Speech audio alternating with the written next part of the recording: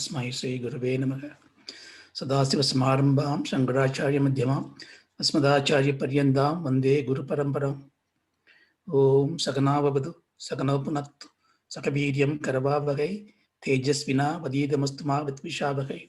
Om Shanti Shanti Shanti.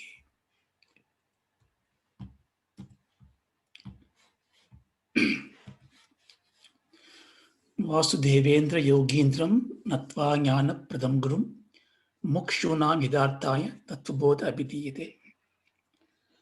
Namaskaram.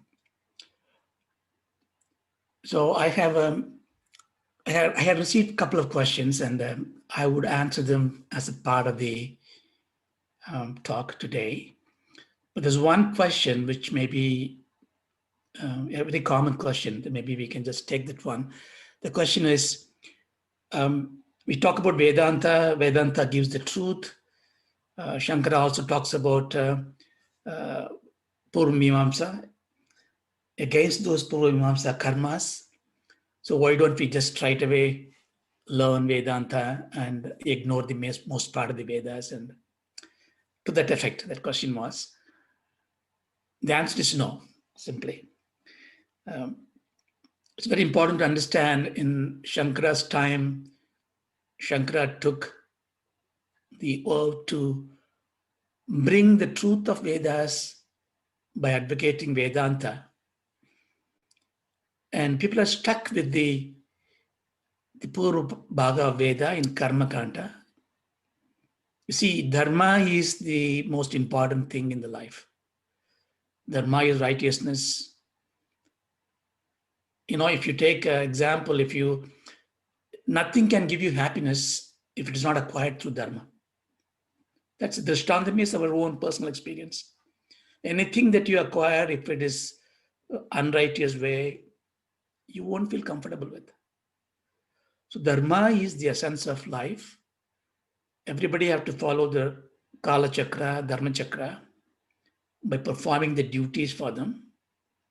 So that is given. So the first part of Vedas are religious part, if you can say.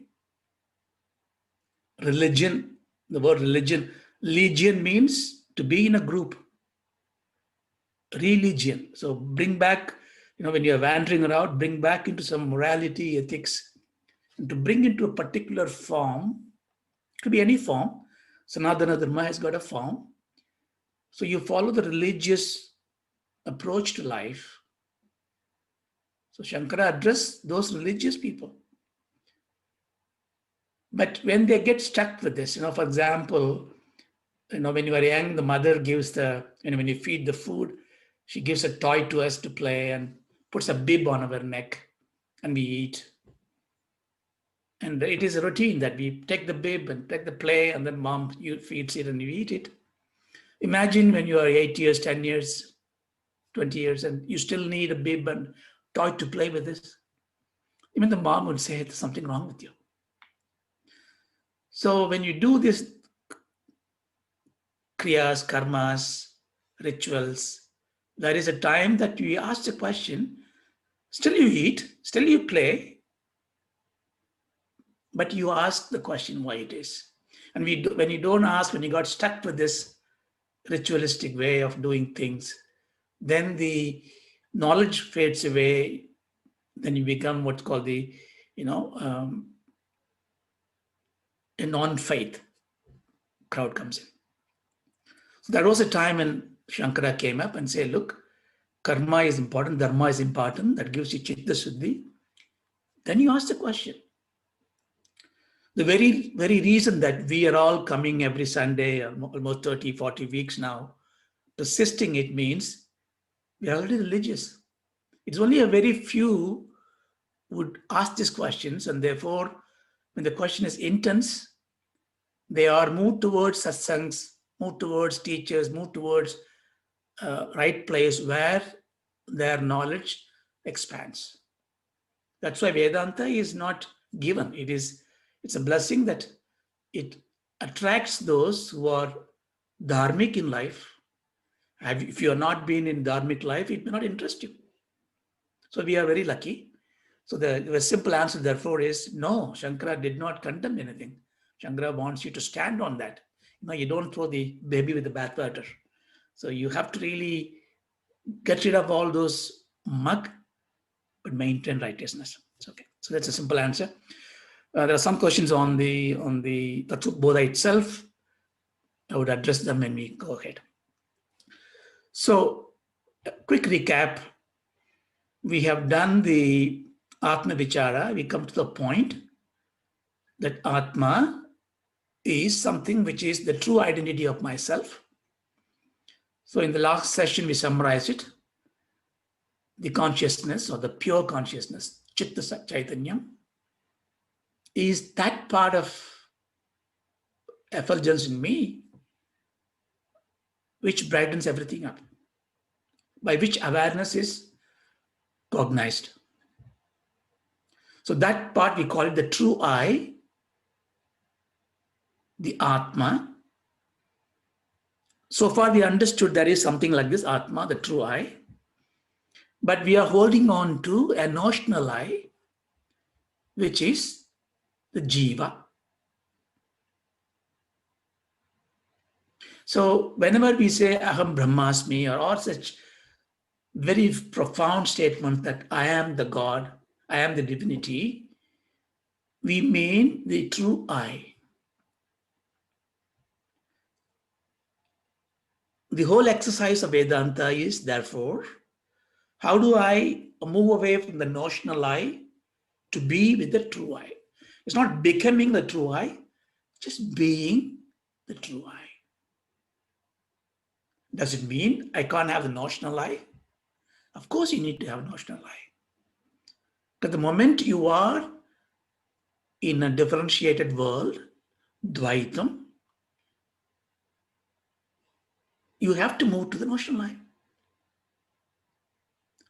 So therefore the problem changes, challenge changes to something else. It is not that I dissolve myself to the notional I, become Advaitam with my true I.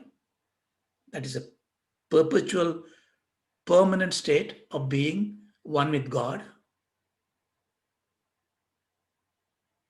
But when I am in this world, when the teacher teaches, there is a Dvaitam, there is a Sishya, otherwise he cannot teach. When Vasudev, we wrote this Mangala-Charanam, he is praying to the Guru. When Shankara writes something, he writes for somebody else. So I write, Akshyami, I am going to say. So who is writing? Who is doing all this? This cannot be the Akarta Atma. Therefore, that is a Jiva. So it is absolutely fine to have a notional I. And you must have the notional I. But the one who is free is in control, who knows that, see, when I am acting as a policeman in a stage, when I act as a woman on a stage, that's a much better example. I dress up like a woman, I act and dance like on the stage like a woman. Everybody sees me as a woman, but in my heart, I know I am a man. Therefore, I perform very well on the stage.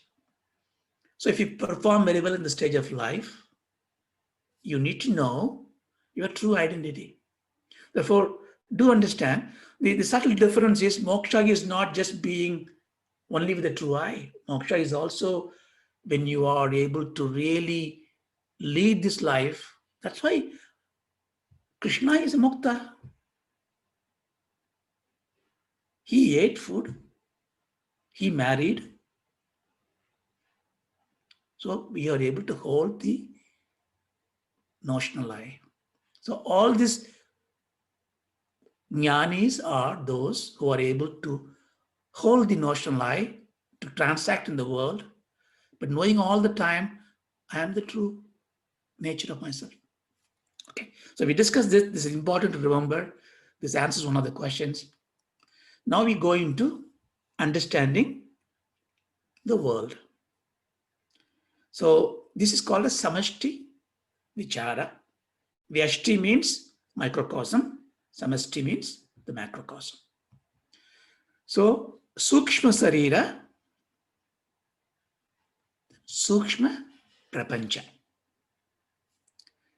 You remember when I was telling you that in one of the sessions, imagine that along with you is sitting the cosmic person who is the collection of everybody else. What is example I can say? So when you look at your body inside, there are so many life forms inside your body. Who do you think is digesting your food? There are bacteria. So everything in the life, this body is full of life inside, but you do not know them. So many such life forms in your sarira, and you are the Buddha for it. So if you take the same analogy and extend that, the whole universe in which we are all life forms, like the bacteria in this body is fluttering around. Therefore, there is a cosmic person. Now, what we understood was there is a gross body, a sthula sarira, and a sukshma sarira for me. So if there is a cosmic person, he must also have a sthula sarira, a sukshma sarira. Yeah, the knowledge, Vedantic knowledge is completely scalable. So here, when we studied the Atma Vicara, we were told about the Sukshma Sarira, subtle body, Panja Prana, Karmendriya. So all these are the elements by which the body is made. But we were not told how they were created. Is it not? Yes, we understand Panja Prana, Panja Karmendriya, Panja Jnanendriya. But how were they created? So that is the question we are going to now find answers for.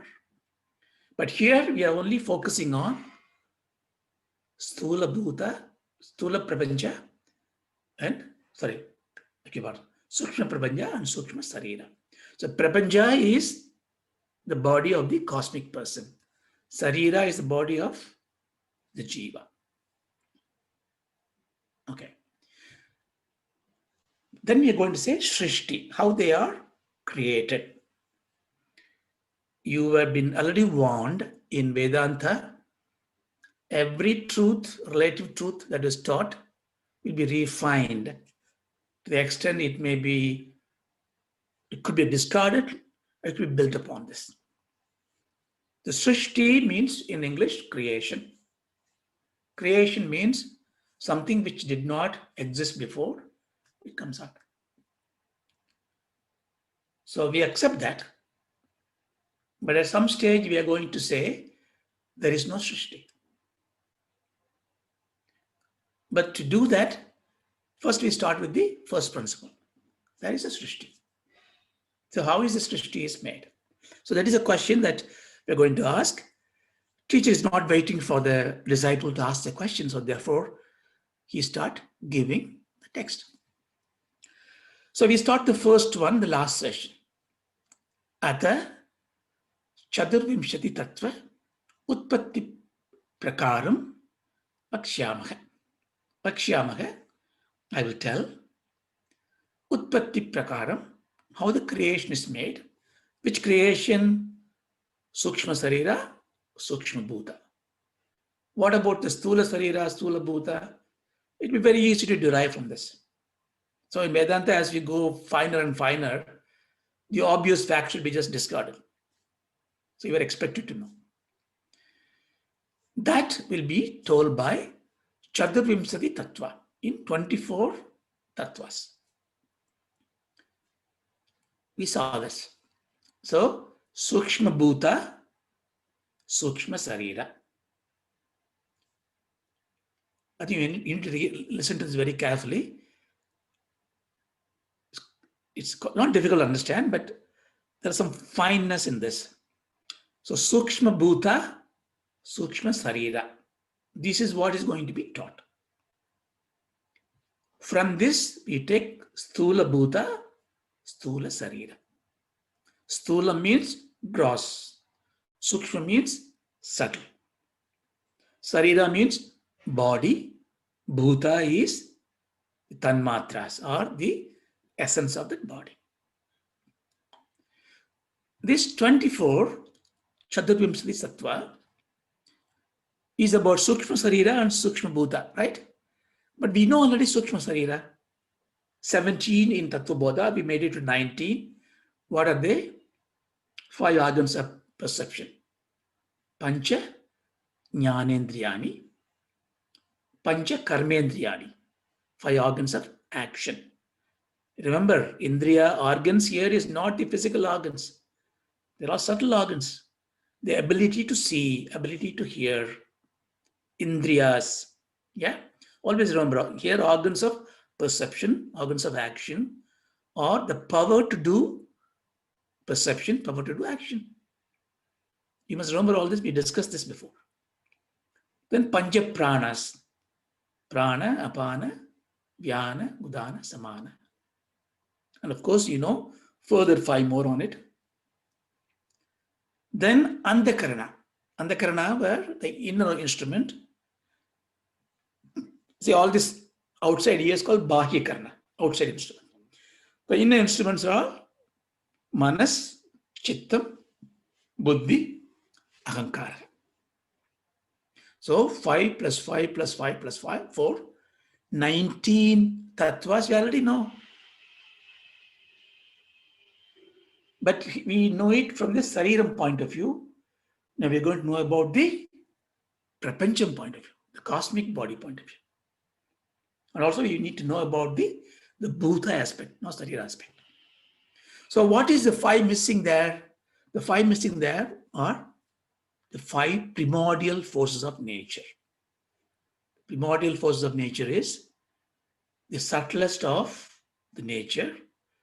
They are the Akasha, Agni, Vayu, Apahat, the water, Prithvi, the solid matter.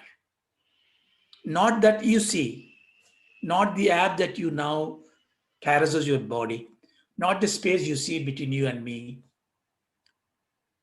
not the speech that you hear, sound that you hear from me. This is not gross. Why it is gross? Because you can see it. What is the definition of grossness? Grossness is you can perceive it. So if you can see a space, you go to Chidambara Legacy and they show the space. So this is the secret. So you see, they open the screen, you see the space. It doesn't really make you completely liberated, right? Because we are not ready for that. Because what we are seeing is the gross space. No. Here we're talking about the Sukshma Bhuta. So which means, do you remember that I told you before, if there is any grossness in anything, there must be a subtleness behind it. Nothing can be there without a subtle body. Everything got a subtleness in it. Therefore, if there is a gross space, there must be a subtle space. There's a gross sound, there's subtle sound. In the Lalita Shakashanamam, I think it comes like Madhyama Vaikari Rupa Pashyanti. Para Pashyanti Madhyama Vaikari. This Ambal's got 4 names. This comes in the context of sound. Para means the Parashakti. In the Mooladharam, in the Mooladhara Chakram is the chakram at the end of the spinal cord. There in the Yoga Tantra, even Vedanta, in any science, even the management science, physical science, any science you see, visualizing is a very important technique. In fact, if you are so fine in your mind and understand everything, what you visualize becomes truth. What is the drishtandam for it? Your dream. When you have a deep desires, samskaras, they visualize, they comes into a dream and gives a dream experience. And when you can make it so strong, the intensity of purpose is so strong, your thoughts come into play. So this para is there as it's a coiled, they call it a snake, kundalini, whatever they want to call it. Everything is there, all infinite potential is there. From there comes Pashyanti. A little subtle shabda comes in. That's what you're going to now learn. It comes into the navel part in your abdomen. That's why when you get, I have a gut feeling, you say, right? When you want to say something or when you want to hear something, I have a gut feeling. Why we say gut? Because that's the first trigger. An impulse comes in. Then it comes into a thought. When it comes to thought, it comes to your heart. It becomes a thought. I want to say this. The thought comes in. It is still subtle because others cannot hear you. See, para is subtlest of all this. Pashyanti is the subtle shabda that comes out. Both you do not know. At least Pashyanti, you can at least have a feeling of it. That's why when you do yogas, when you do bhakti, when you are very pure in your mind, you are able to know that. Not only you are able to know that in your tummy, even others' tummy. That's why the great Mahans are able to say what you think. It's not that they comprehend, they analyze. No, it comes to them. Then Vaihari comes to the final part, then becomes a sound. Okay, I just digress, sorry. But what I meant to say, for you to understand, subtleness is there.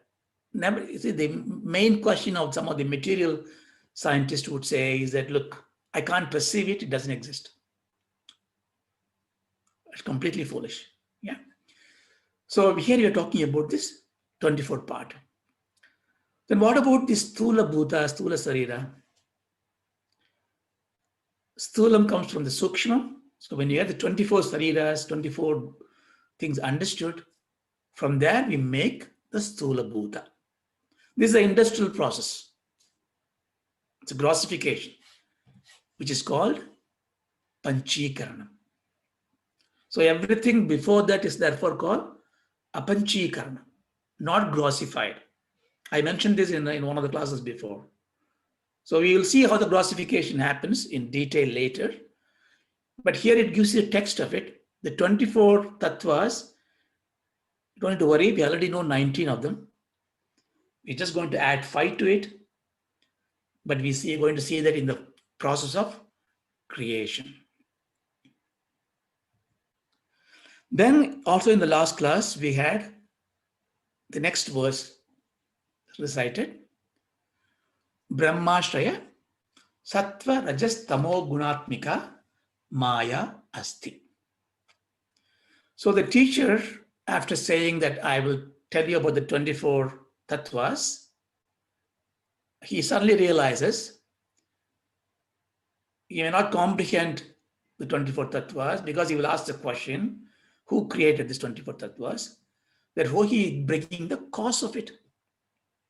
See, normally, it's very important in life as well. So when you have tough discussions, negotiations, or consoling somebody, giving counseling, when you talk about the effects all the time, you add more fuel to the fire. Cause focusing is very important. So the effect is what is the whole world is all about. Everybody talks about the effect. So cause is very important. When you understand the cause, and the cause becomes the agenda of the item discussion, effects take the backseat. Effects create commotion, confusion, emotional barriers. Oh, he didn't like me. He showed me this face. He kicked me. The moment if you draw everything away and go back to the cause of it, you become more sane and become more sensible in handling with this. So here, the teacher therefore says, what's the cause of it? Again, I think we will not labor this. We saw last class. We say, what is Maya? He says, Maya is the cause. It is Brahmashraya. Ashraya means depending on Brahman. Therefore, Maya, depending on Brahman, which is made up of sattva, rajas, tamo guna existing. So we discuss what is this Maya. It is independent of God. No, it's very clear, Brahmashraya. Therefore, we just ignore this, some of those schools thought, like Sangyas, for this purpose. Therefore, this Maya should be the power of God. Therefore, we worship. So far, it's reverential. We may call it Shuddha Maya, we transcend Maya. All that is said in a very reverential way. Understand? So it is Shakti. But our goal is to somehow take the grace of Maya to be comfortable with Maya. If Maya is playing, imagine Maya is your mother. So she is playing with you. The game is that she's going to tie your eyes, with that black, what's called the, I don't know what the game, hide and seek. Okay. So you put the thing there and she's going to play with you. And you going around, you stammer, you hit the pillar, you bleed. But the game is getting serious. And you're going to really ask, Mom, please remove me. I want to see you. So this is a kind of Leela that the Parashakti, the power of Brahman, is doing. The game is called Samsara. Samsara is what? You be this person, that person, enjoy life. I'll give you these instruments of action, instrument of knowledge. And you have these animals and grandeur to enjoy. Enjoy the game. But we come to this world, we forget to enjoy the game. We don't look around how the flowers are blossoming. We don't see the stars rising, suns rising. We have no time for it. We are very important to get the next $10 in the bank interest. So our eyes are so tightly tied up because we wantonly go into the game. We are going from pillar to pillar. We get scratches all over the body. But we are not asking to have a little peek out of this eye cover. The analogy I put this on because how can we question the God? We cannot. If God is, we don't want to be a fatalistic. If Mom wants me to play this game all the time, I keep playing. No, you won't say that. You'll rise up. You raise your voice. Mom, stop it. Mom is expecting you to do that because if you go as a moron, keep on going around pillar to pillar, she will say, what's happening to him? Right?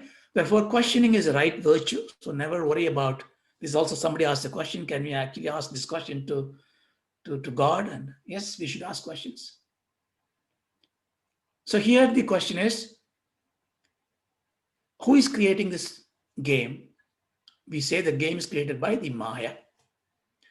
If you put that way, then we are able to artificially separate the Brahman from the Maya, Ishvara from the Maya.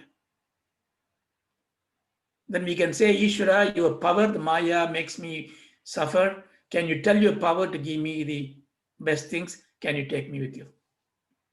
So this is what we are going to go through in the next few slides, but primarily on the Maya. We also saw very briefly, Maya has got this power of time, space, and causality.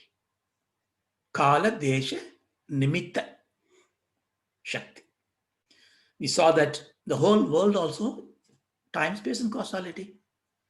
Is it not? We check this with the classical physics, ancient physics, and the quantum physics. It's only moving from one knowledge to other, but getting more and more entrapped into this web of time, space, and causality.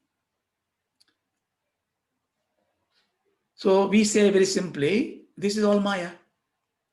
So therefore, in other words, what is science is doing? Science is doing nothing but Maya Vidya. It is studying the Maya. It is studying science, the world. How do you understand Maya? Now, this question is a very difficult question. We already know the literal meaning. Maya, not that is Maya. But that's not understanding. That is basically saying, don't ask the question, is it not? We can't understand Maya. Why? Because to understand Maya, you need to transcend the Maya. Time, space, causality. Anything to understand, you cannot, if you understand an object, you must be outside the object. If you're inside the object, you can't understand the object. You can basically guess what it is. So in a wonderful, there are 10 verses by Bhagavan Shankara and Dakshinamurti Stotram. So in one of them he says, Jasyantri Kro Jagaditam Pangnidhi Kalpam Punar Maya Kalpita Desha Kala Kalana by Chitra Chitrikritam. Maya Kala Desha Kala Kalana. You are transcending everything. Wonderful by Chitram. You are, when you think of it, in a dream, I can transcend my whole life. 100 years of life can go in my fraction of a second in my dream. The time is different. The moment you think of time and space, you become wonder, right? Everything is so wonderful. Illusion, persisting illusion. So we can't understand that unless we transcend it. It is like, there is the famous mathematician said this one, I don't remember his name. He said, if there's a theorem that states the theorem cannot be proved. That's a theorem. The theorem cannot be proved. You can postulate anything in a theorem. He says the theorem cannot be proved. If you prove it, it means the theorem is not proved. If you don't prove it, the theorem is not proved. Yeah. It is so silly to say this, but what it means is that you just cannot really ask about this origin of, you can ask Maya, what is it, how can I understand? You can't do that. But you can inquire about it because it is influencing us, which is power. If it is influencing us with the power, the influence will have an impact on us, effect on us. You see, whenever with an effect, you can find the cause. When there is a smell comes in, then you can go through the smell. You go to the intensity of the smell's direction. You take the vector and you travel along. You know the source of it. So with the effect that we feel of Maya, we can understand the power of Maya, the nature of Maya. So all of our inquiries, therefore, can be only an infinitely small, very small portion of Maya, but it is good enough to ask the right question. Okay, so what is this power of Maya, a nature of Maya?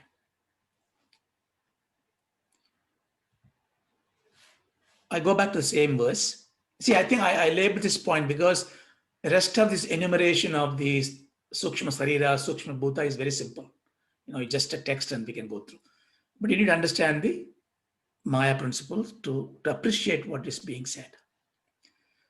So here we said Brahmashraya, therefore it is, if you talk about the power of Maya, power of nature of Maya, somehow it has to have some source for it. So it is very important to look at it in a way that how the Srishti is viewed in Vedanta. So in Viveka Chudamani, Shankara says, Avyakta Namni Paramesha Shaktihi. So Avyakta Namni, the name of this is Avyakta. Avyakta means unmanifest. Paramesha Shaktihi, Anadya Vidya, Anadi Avidya, Anadya Vidya, Trigunatmiga Para. You bring the Para to Parashakti, Paramesha Shakti. So the name is Avyaktam, unmanifest is the name of this Maya. It is Paramesha Shakti, Para, the very supreme power of the Parameshwaram, the Brahman. Anadi, Anadya, Avidya, in science. Trigunatmika. The next line is very interesting. Karyanumeya. Karya anumeya. Karya means, see, in Tamil, sometimes we say Karya means duty. Karya means effect. Karya anumeya. From the effect, animeya. Animeya means inference. You can deduce from the, by looking at the effect, who can deduce? Sudhiya eva. Sudhiya means one who has got a very clear intellect. Eva, only the Maya yaya, that is Maya. That means from the effect of Maya, the learned one can understand what is Maya. They will understand it as avyaktam, unmanifest, paramesha shaktihi, shaktiya parameshwaran, brahman, anadi, beginningless, avidya, non-intelligent principle, inert. Jagat sarvamitam prasuyade. So that is the everything. Jagat sarva. Maya is everything, is Maya. So therefore it depends on the Brahman. So therefore it is must be taking something from the Brahman. Is it not? So what is it taking? It is taking the existence. Asti. What is Brahman? You know that Brahman, Atman, everything same. What is that? Chat, Chit, and Ananda. So it has taken the existence, Chat. That means it is actually Sat. Basically, it is existing, Asti. But it is temporal. Why? It's Ashraya. That means it is depending on that, like a shadow. It may go inside the body, abides, gets out of it. Therefore, it is Mithya Swarupam. Exists sometime, non-exist sometime. Temporal. It is inert power. It has no, by nature, the shadow has got no power to cognize anything. It's just inert power. But it may appear to be as if acting. All the film you watch is only a shadow of a negative, but it is showing intelligent action because it reflects the Chaitanya. The power of light comes on the screen. The car moves, the guy talks, the girl sings.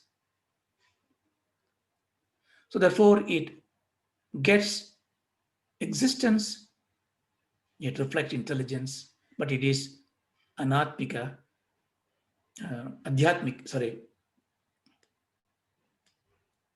avyakta, anadi.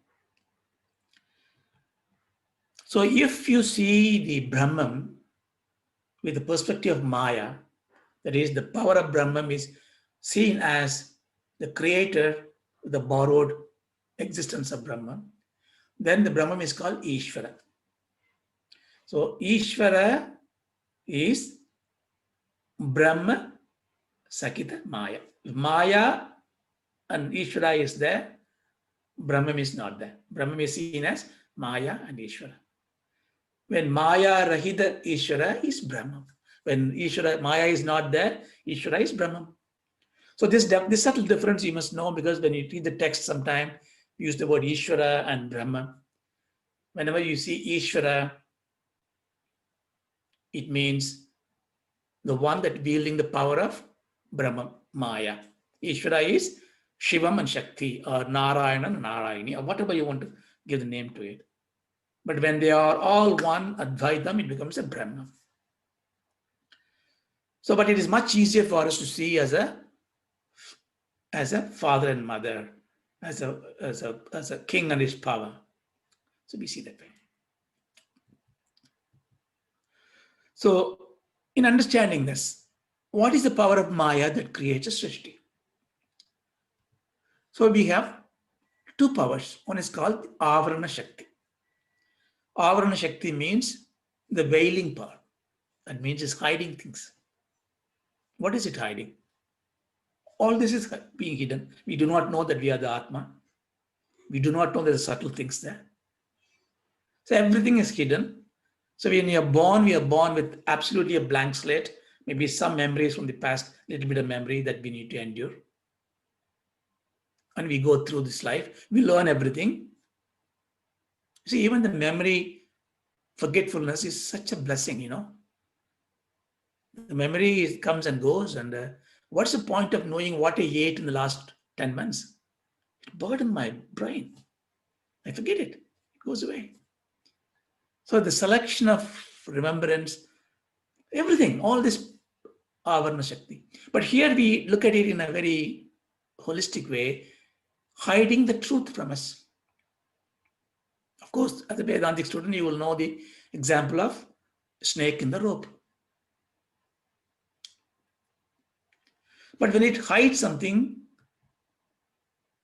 it means whenever you hide something, there's something is projected, is it not? You don't know it, something is hidden if you don't see anything. So when you say that something is hidden, that means you are seeing something else. Otherwise, there is a question of the thought about something is hidden won't come to you. So the projecting power is analogous to the veiling power. Something is hidden, something else is projected. Manifest. So if unmanifest and nescience or absolute ignorance is the veiling power, manifest and the prapancham is a projecting power. So everything that you see is therefore a projection of Maya. Don't ask the question that is not real. Yes, it is empirically real. Like a movie is real when you're watching the movie. But it needs a basis to project. It needs things to project. It hides something else. When you watch the movie, you don't see the screen anymore. If you keep watching the white screen, then you are wasting your money going to the screen. So you pay the money, you decide to forget the screen, you watch the picture, the veiling power and the projecting power. We take this example in Vedanta and say, therefore, everything that you see, the prapancha, is therefore mithya, maya. Now we are sufficiently knowledgeable that we don't reject this world, but we reject the temporal nature of the world. The world is temporal in nature. It is not independent. It is depending on something else. If it is depending on something else, that means it is not there before some time. It will not be there after some time. If there is something not before some time or not after some time, it's not called Satya, it's Mithya. And therefore Vedanta gives you an example. The famous example is a snake in the rope. We saw that elaborately in the Vedanta session. But you may now ask the question, okay, I mistook this as a snake. But with the moment I know, I heard the light and I see that it is not a snake anymore, the snake is gone. The snake was a mithya, I agree. But I can see the rope now. But when I take this world, when you say world is mithya, I understand world is mithya. I trust you. Vedanta, it's clear to me. World is mithya. But it's not going away. I still see it. So for that, I think then Vedanta will refine the examples a little bit. See, examples are all like spoon feeding, yeah? It's only giving you a spoon. Example by itself is not the complete elucidation. The next example it may give you, okay, if you still want to see it, look at the oasis mirage. You see in the desert, you see the water appears in the heat. And the poor animals will run to them to drink water and they find it nothing there, they keep running. But you are intelligent, you understand physics, you see therefore it is a mirage. So now you see a mithya, the mithya is not disappearing now. So this example may be a little bit better now because in this case, yes, I can see, I can understand this mithya, I can understand the world is mithya, but it doesn't need to disappear like a mirage that I can see. Now you may say, well, the oasis I see is mithya, but I know I can't drink it. I can't use it. It's useless. It's visible, useless. But the world is not like this. World is mithya, right? It exists fine, but I can use it. I can enjoy it. I eat good food. It makes me happy. So I have experiences enjoying it. Therefore, since I'm experiencing it, enjoying it, it cannot be mithya. It has to be satya. Then we refine the example. Go to the dream. In the dream state, of course you have a world. Of course you go through experiences. Your nightmare would make you flutter your heart. A great wedding ceremony and great feast, five-star feast in a dream will make you sumptuous food you're eating. It'll give you boga. So when I come into the dream and I tell you it is mithya, I know I'm enjoying it. But you are able to say, even though it is giving me experience, it can be mithya. You are able to negate it when you are in a different state of existence.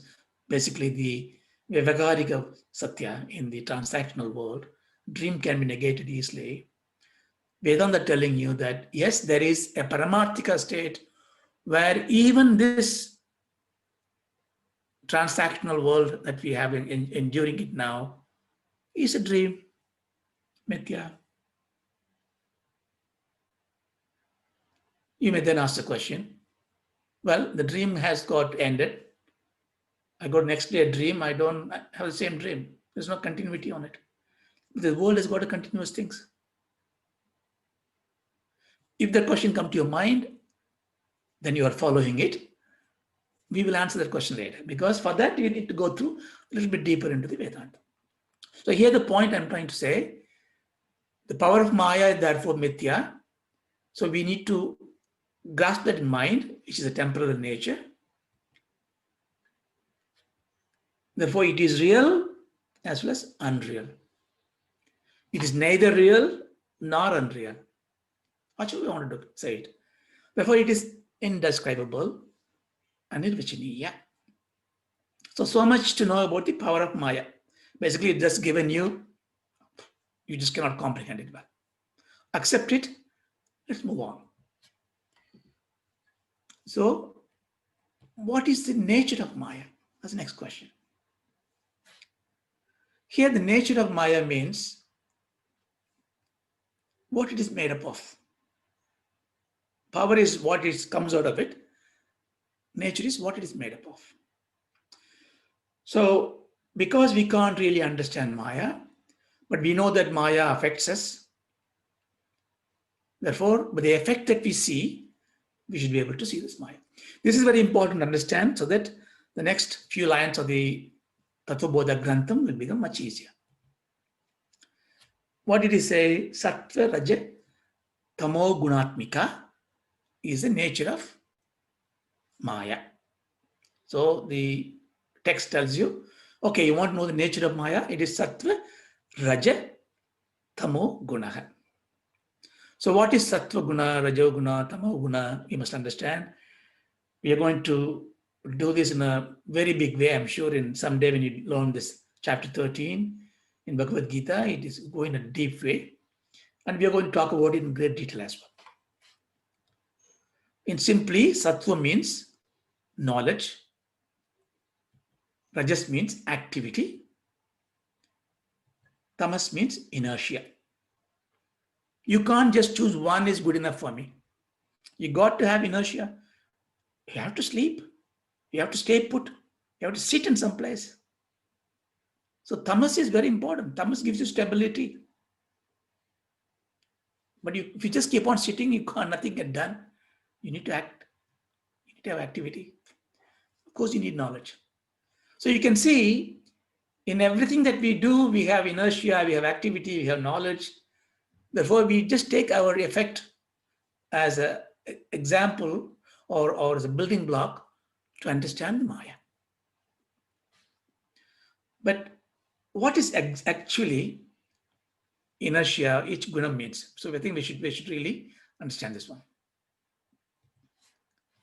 So again, I will go to Viveka Chudamani. A very simple way he explains. What is inertia? Tamogunam, ajnanam, alasya jatatva, nitra, pramada Mudatva, mukas tamo gunaha. Ajnanam means ignorance, not knowing it. Alasyam means laziness, inertia, dullness. Jadatvam means like a pillar, just you don't do anything, just like a stone, emotionless.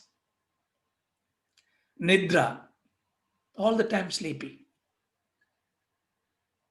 Pramada means, what does pramada means? Carelessness, alaksha. Nothing bothers is pramada. Not in a positive way, but in a latent way. Moodatva, so foolishness. Because which all these things, if you have all these things, they are tamogunas. So tamoguna means all this thing. So etaika praktyo nahi veda kinchim. Kimchim, not even a little bit, nahi vedi. You want to understand? He would be like nidraluvat, stambatvat. Stamba means a pillar, like a stone. Tishtati, he is actually one who is like a stone, like a sleeping, lazy fellow. He is ruled by the tamoguna. We need all these qualities in a small way. But when they are occupying it, when they are ruling you, become tamas. Then we have rajoguna. What is rajoguna? Kama, krodha, lobha. You know what is all this? Lobha, damadyasya, ahankarishya, matcha, adjust godaha. Kama means greed, desire. Krodham, anger. Lobha means miserliness. Dhamba, adya. Asuya means intolerance to others' well-being.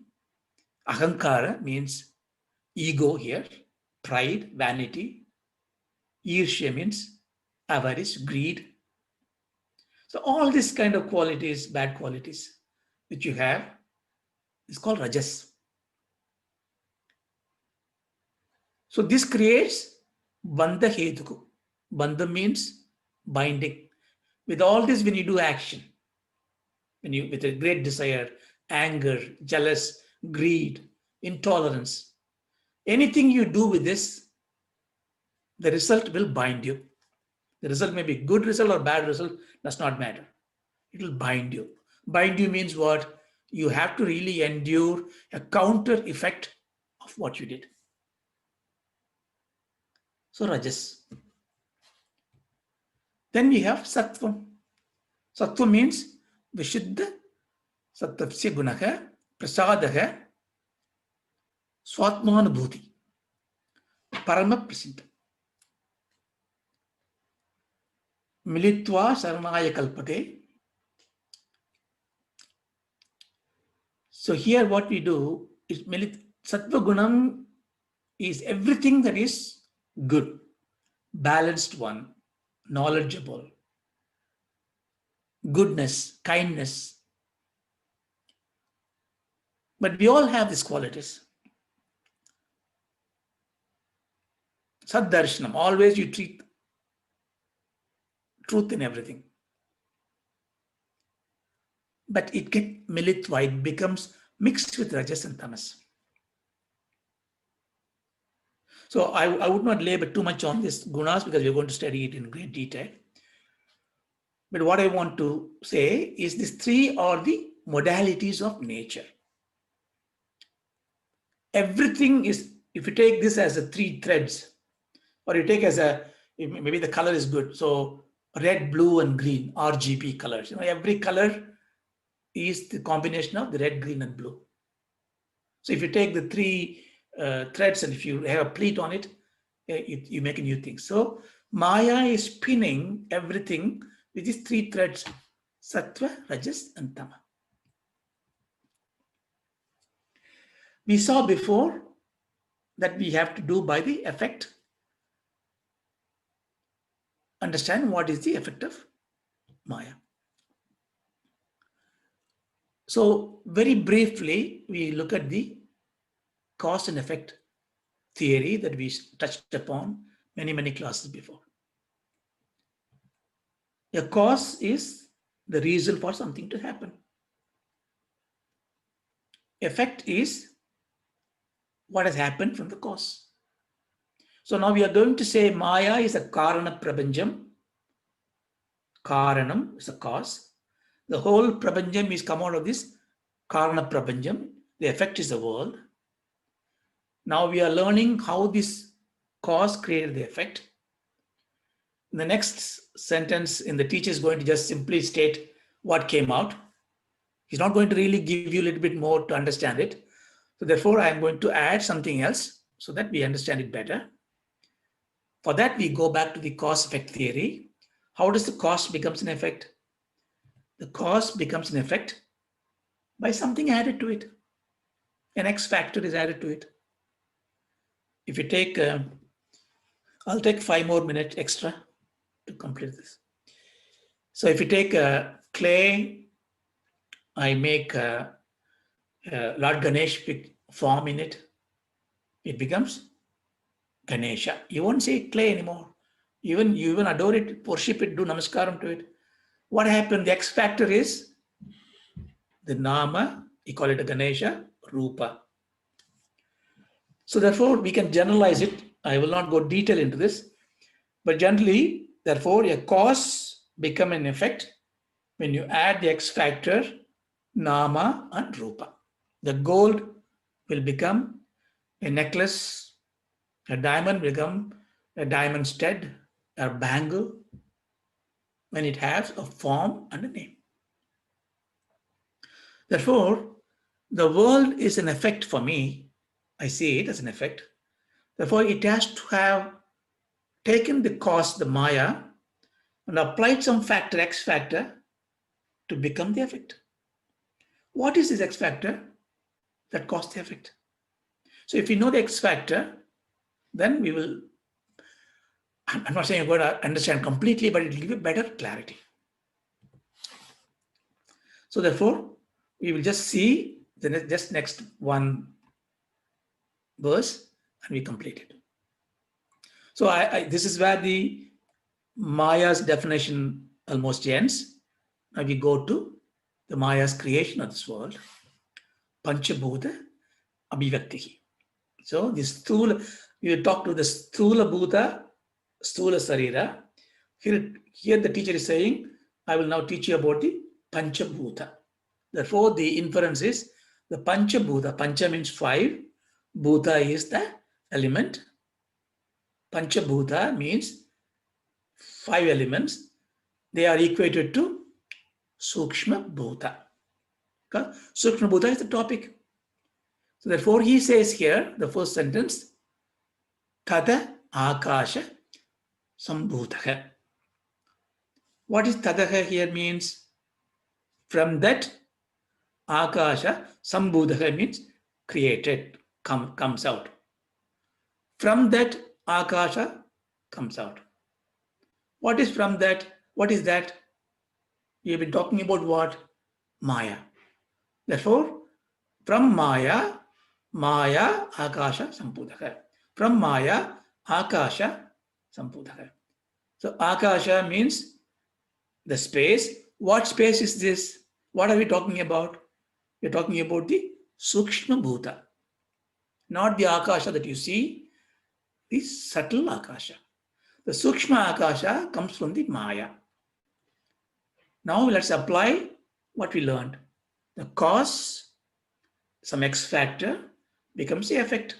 The cause is the Karana Prapanja, the Maya. The effect is Sukshma Akasha. What is X factor? The X factor is Sukshma Shabda. Like for the Vinayaka's idol from the clay, we put a Vinayaka's form. Here the form is Sukshma Shabda. Shabdam means sound. The stula shabda is a shabda that you hear, that I'm saying something you hear. That's a stula shabda. The stula shabda came out from my subtle body somewhere. The pashyanti in the para or the sukshma shabda. That sukshma shabda come from the sukshma akasha. So the factor is, therefore, when you hear this noise, the sound, that is the stula shabda. The stula shabda came from the sukshma shabda. That sukshma shabda is therefore the X factor. That's like this. From the clay, this form of Ganesha came in. That form is the elephant form for the Ganesha. Yes, shabda form is what we're talking about. Therefore, what it means is the akasha has got the quality of sound. So whether it's a stula akasha or a sukshma akasha, the inherent quality from the Maya Shakti is the sound. That is why sound is very important in our literature, in our Vedas, in the Shastras. Nada Brahman. That Nadam is not the subtle, not this gross sound. When you say Pranavam Om, it's the Stula Shabdam. When it ends, it subsides into the Sukshma Shabdam. The Shabdam cannot exist without the Sukshma Akasha. The Sukshma Akasha cannot exist without the Sukshma Shabdam. When you sit down and close your ears, when you just keep concentrating, you will hear that, like a cricket sound. In meditation techniques, this is one of those techniques that you use. You just listen to your internal noise. It does wonders, because suddenly you will see all the external noise subsides, because your focus is turning into an internal noise, and you will start hearing this non-stop cricketing sound. And when you listen to it more intently, you will listen to the water flowing, a bell ringing. These are all initially the noise of your internal organs, the blood flow, the electrons chipping in your brain, maybe the noises. Then it subsides, and you were taken towards the Garbhagriha, where you start listening to the most eloquent silence, which is Sukshma Sabda. It's called Chitahasam, Akasham.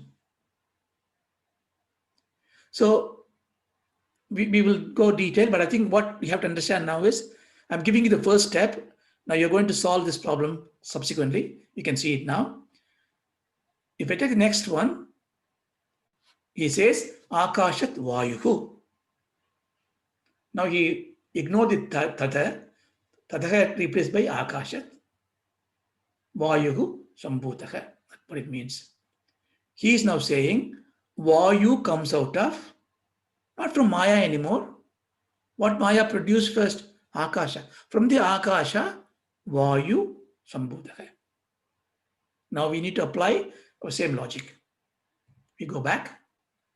Cause, factor, effect. Maya, we know that. Sukshma Shabda came in. Sukshma Akasha came in. Now what is going to come?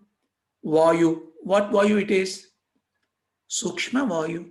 Not this air, that breeze that comes in. What is the cause of that breeze? So Sukshma Vayu is the effect, it. What is the cause? Akasha. Which Akasha? Sukshma Akasha is the cause. So you know that left side, Sukshma Akasha, right side, Sukshma Vayu. What is the X factor you think?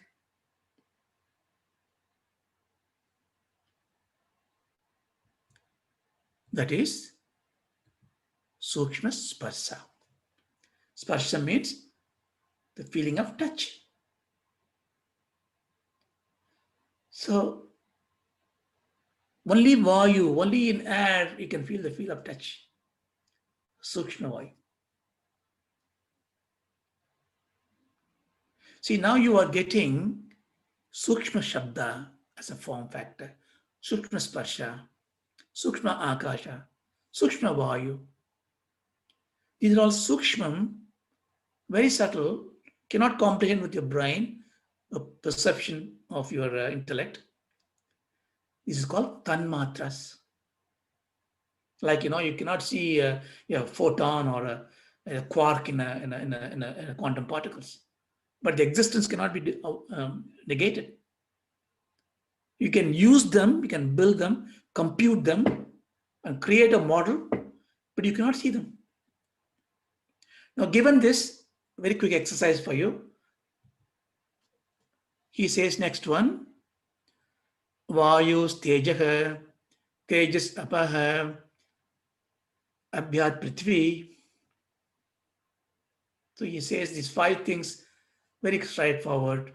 From the Akasha, Vayu came. From Vayu,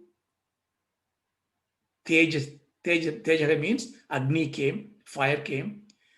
Tejas Apaha. From the fire, Apaha means the water came. From water, Prithvi came, the earth came. So you need to take this equation, try in your spare time, see what's the X factor that you need for it.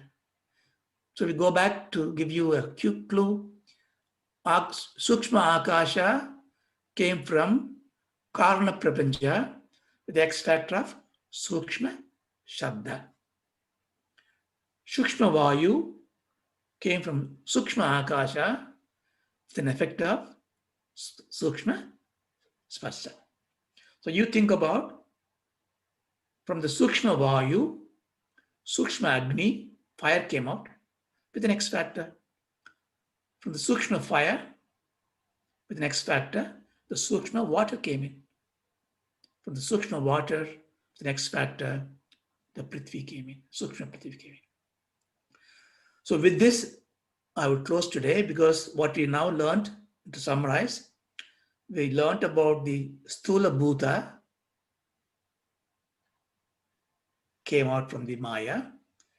From the Sthula Bhuta, we are looking at the Tanmatras coming out, the 5.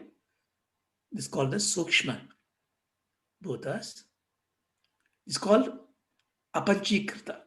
Panchikrita means grossifying it, mixing everything. Like, you bring coconut rice, tamarind rice, everything mixed together, it becomes a mixed rice. That is Panchikarana. We have not done that. Everything is individual.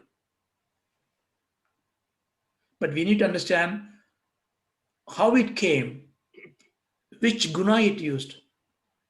It used the Sattva guna. All this come from the Sattva guna. So we take it further, the next class, to take out the Sukshma Sarira, and then we took the Sthula Sarira.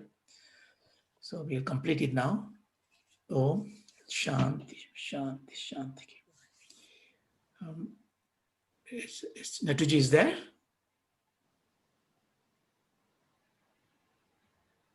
Raja, you want me to recite, or in the rotation, anyone else? Yeah, you can recite, please. Yeah.